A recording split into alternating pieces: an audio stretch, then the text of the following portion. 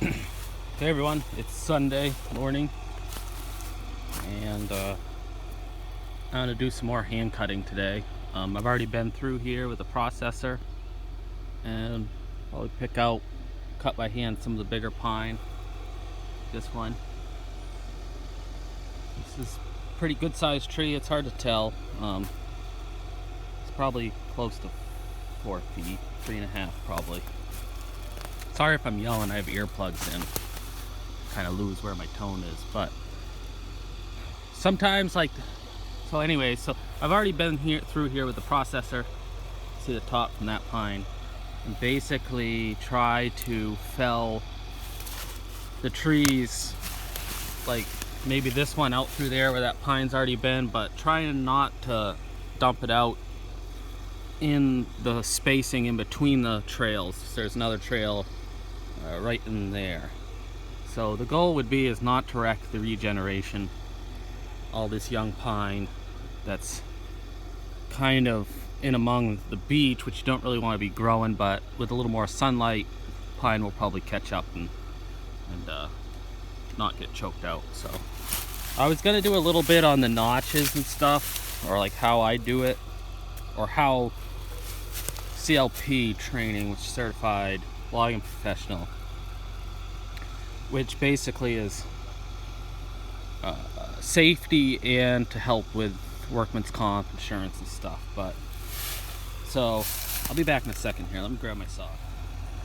So obviously the saw's not running, but this is something about like how I'd start here, and that black line right there is your sight for where you want to put it, roughly, depending on how the tree leans and stuff. But so anyways,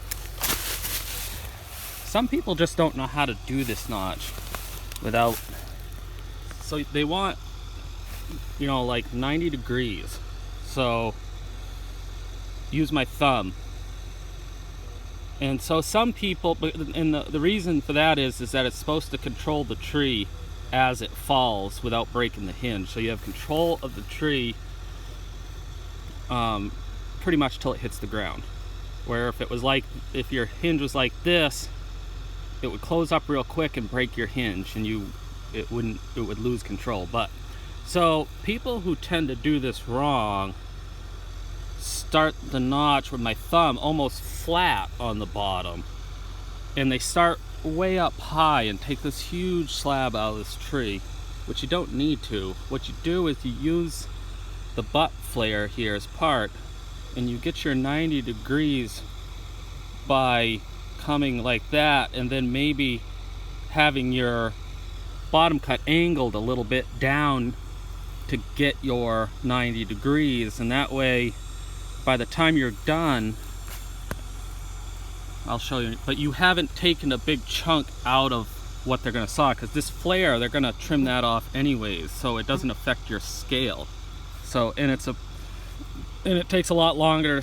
I mean, it's just, I see people do it, and it's just not efficient. And so anyways, that's a little bit, and then you'll see me, I'll bore in, and because again, people who either bore in and cut all the way around to the other side, and the tree's leaning, you're not going to be able to control it. It's going to start going before you've set where your hinge wants to be, and it's either going to pull fiber or split, or if it starts to go, well, it's thicker on the other side, it's going to pull the tree. It's going to change the direction because it's thicker on that side. So anyways, I'm going to try and get some video of me cutting this tree too. So anyways, that was a little tutorial on the hinge, and maybe after I'm done I can show you the stump and stuff so you can kind of see that.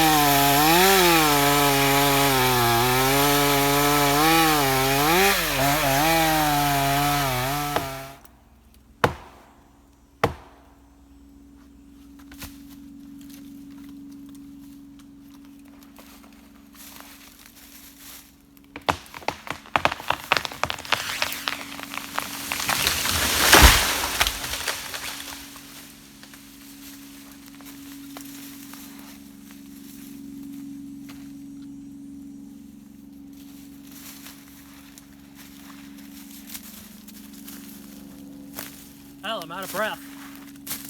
So, I didn't have any wedges with me right now, and it was a little hard to tell which way it was leaning. I thought it was leaning that way, but there wasn't an open hole to put it through without wrecking a bunch of.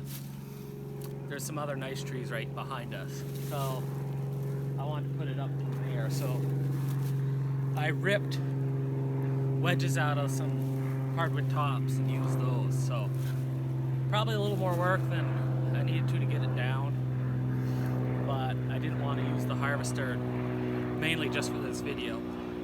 So anyways, prefer to let you know that. I'll show you the hinge and that stuff now too. Hold on a second. All right, so here's the hinge. I guess you can't see the bottom side of the tree, but you'll see what I mean when it's not perfect. You know, it's coming up a little right there. And this has got this big root swell right here. So really, if you were to look at this hinge or face cut, you know, I came in like this. So I think the point of the way that I was talking in the beginning about doing the hinge is that the way that I do it and use a little up in the flare of the butt and not taking too big of a face, because basically you want, I think it's like 80% of the diameter should be the width of your hinge and 20% should be the thickness, which that's plenty thick enough. It might not be 20%, but so point being is that when this log gets scaled, there's no way they can discount or find any defect where they would have a defect that would affect the scale from the hinge. So, and other thing is you don't want any bypass where like your bar and chain would cut down past here, which you can see I didn't, just a tiny little bit right there, but all this is just, so that's really the way you want it. So anyways, I thought I'd do a video today. Hopefully you guys enjoy it. My 461 steel doing a real good job. I really like that saw. So anyways, like, subscribe, comment. We'll catch you later.